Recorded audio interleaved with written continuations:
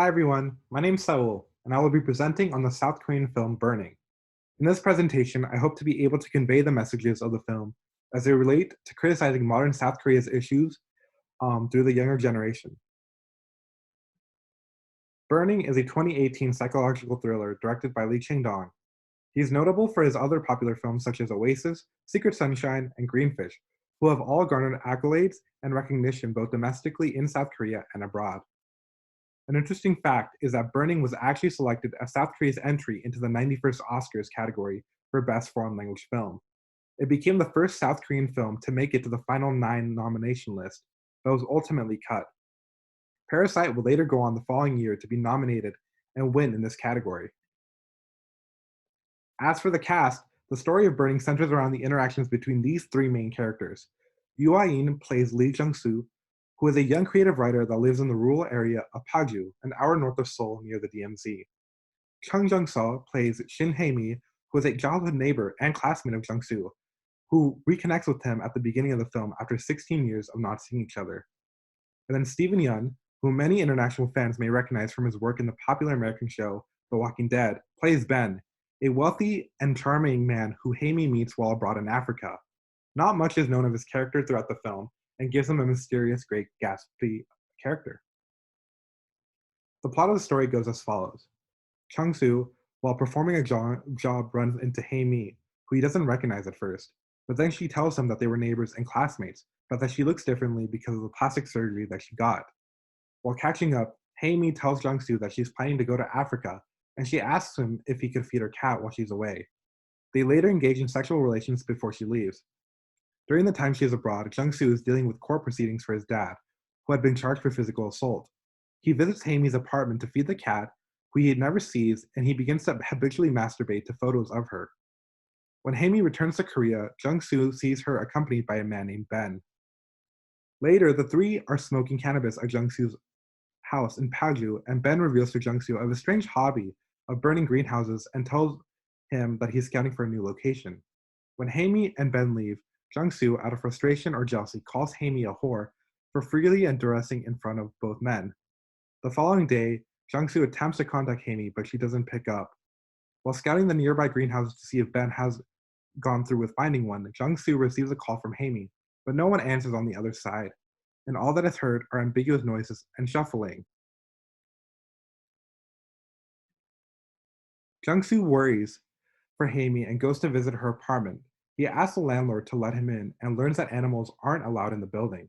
To further confusion, he finds her apartment completely arranged and organized, which was not in her style.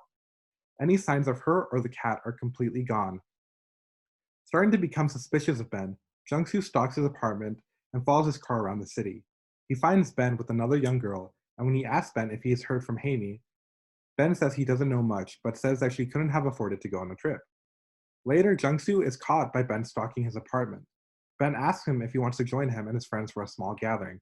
Jung-soo sees that Ben has a cat who's a stray, according to Ben. To further confirm his suspicions, Jung-soo finds a pink watch that resembles the one that he gave Hae-mi in one of Ben's bathroom drawers. When Ben's cat runs out, Jung-soo manages to catch it by calling it Boyle, which was the name of Hae-mi's cat. At the end of the film, Jung-soo asks Ben to meet him, saying that he is with Hae-mi. After Ben sees that Hae-mi is not with Jung-soo, Jung-soo begins to stab Ben. He places Ben in his car and douses it in gasoline, setting it on fire. He flees the scene.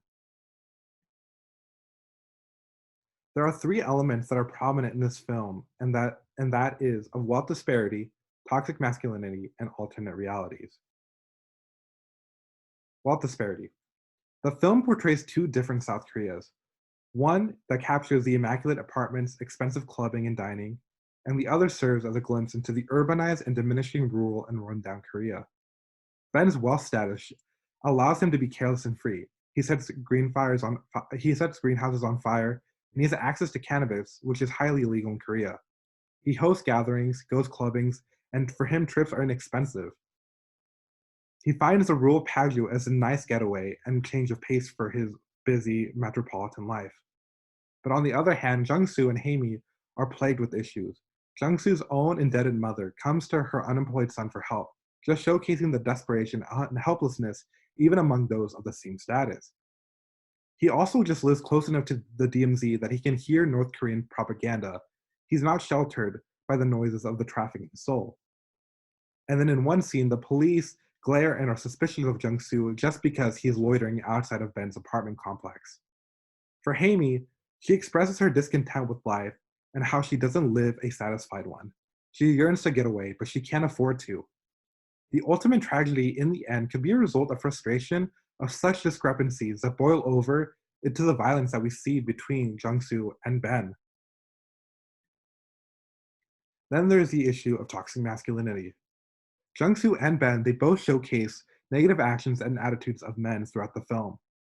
Jung-soo masturbates to Haimi's photos while she is away, objectifying her when she's not even there. He also immediately becomes jealous of Ben, even though he never tells Haimi directly that he likes her. He calls her a whore after frustration and jealousy of her undressing in front of Ben, which is technically unwarranted because he never made his intentions clear with her. Ben is shown to pass on from girl to girl. If he indeed killed Haimi, then this showcases his ability to get rid of women with absolutely no repercussions. They both are obsessed with Haimi in one way or another, whether it be sexually and objectifying her in a fantasy, or using her to satisfy a serial killer's needs. This could point to the film showcasing how men's dominating position in society can cause an irreversible damage in the end. And the last element, which is actually the most interesting one, is that of alternate realities. The film never confirms in any way what happens to Haimi, and Haimi's character herself is pretty questionable. She's a habitual liar, proven by the fact that the audience can never confirm if she had a cat. Those around her that could provide such evidence, such as Jung-soo or the landlord, are both in the dark about this information. Another piece of malinformation comes from Haimi telling a story of her falling into a well when she was younger. No one, including her family, remembers this. The only person that actually can identify and says this is true is Jung-soo's mother, who remembers it pretty well. But since Jung-soo's mother is a questionable character in and of herself, the audience cannot rely on this piece of information to validate Haimi's story. And then the other thing is that Ben never confesses. There's no evidence that the stray cat was Haimi's cat. Though the cat answers to the name Boyle, there is no evidence that Haimi even had a cat named Boyle. And if Ben was the killer, why would he have gone up to see Jung-soo had he known Haimi was dead? So that all points to the potential idea that once Haimi disappears, the audience is actually seeing Jung-soo's writing unfold. In the earlier part of the film, Ben encourages Jung-soo to write a story about him. And ever since Haimi's disappearance, it could be that Jung-soo is just now painting out the mysterious Ben in this serial killer way. He fills in the blanks of Haimi's disappearance off of his own emotions. This might point to the clash of the two socioeconomic classes and the resentment one holds over the other, to the point where such a dark story could emerge from it. Ben might be the killer, but he might not be. But Jung-soo has decided that he is. Ultimately, this film poses and presents these issues in modern Korea. It takes the interactions of these three young Koreans who live seemingly contrastingly different lives, but are caught up in the same narrative. It reveals the tensions that are growing between the wealth disparity of two socioeconomic classes. It showcases the negative impacts of toxic masculinity, and it also just allows the audience to think of alternate realities of what happens in the end. This can highlight how the younger generation, who was brought up in this grim reality and environment, have a desire to shape a hopeful fantasy that can be pretty much detached from reality. And these are just some resources that I use to research. Thank you.